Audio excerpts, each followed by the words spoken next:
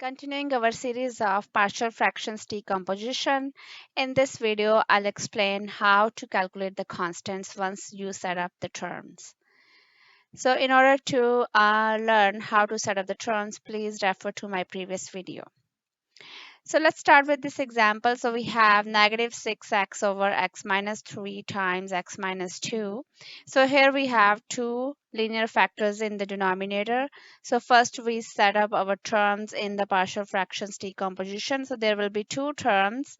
First one will have denominator x minus 3.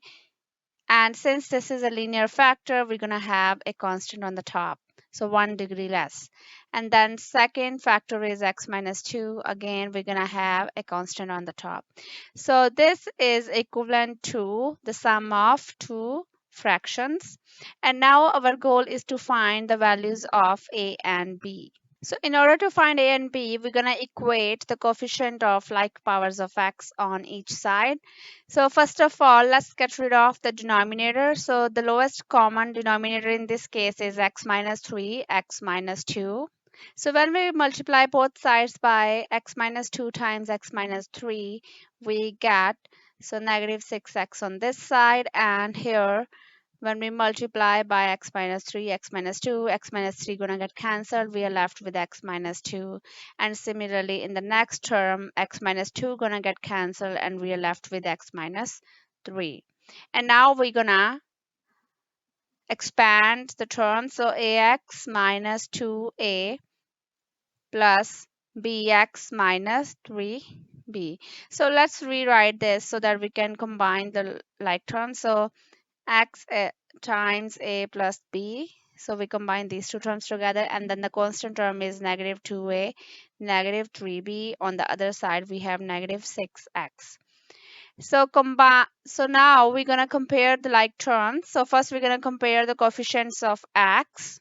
So we get negative 6 equals to a plus b. So that is when we compare the coefficients of x. Next, we compare the constant terms on both sides. So on this side, we have constant term 0. And on this side, we have negative 2a, negative 3b. So that is equal to 0. So now we have two variables a and b, and we have two equations. We can solve these equations and we can find our a and b. So at this point, either you can solve the system of linear equations or you can just use your calculator. So using calculator, you're going to find a is equal to negative 18 and b is equal to 12.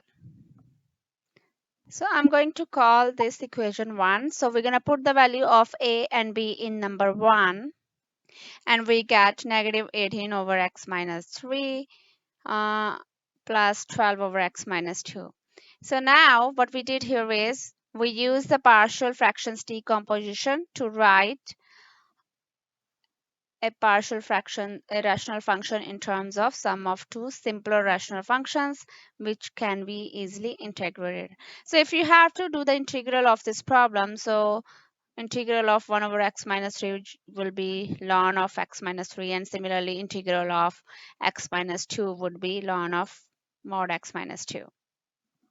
All right, so let's take a look at the next problem, and we're gonna break this into partial fractions decomposition.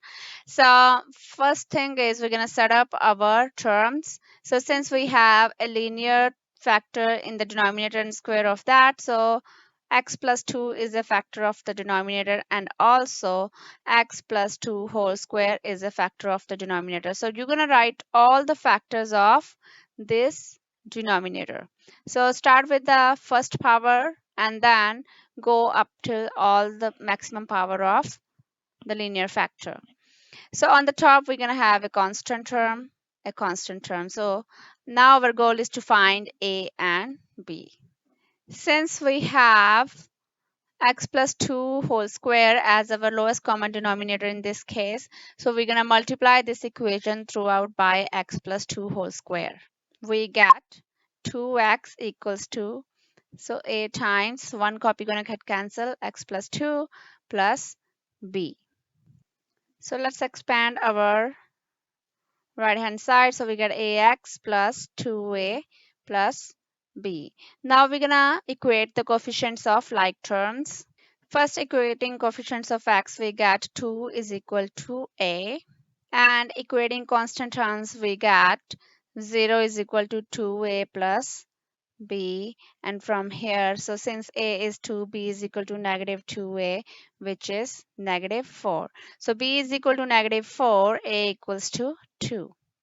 Thus, our given rational function can be written as a over 2 a over x plus 2, which is 2 over x plus 2, minus, so b is negative 4, so 4 over x plus 2 whole square. So that is our required partial fraction decomposition for this problem.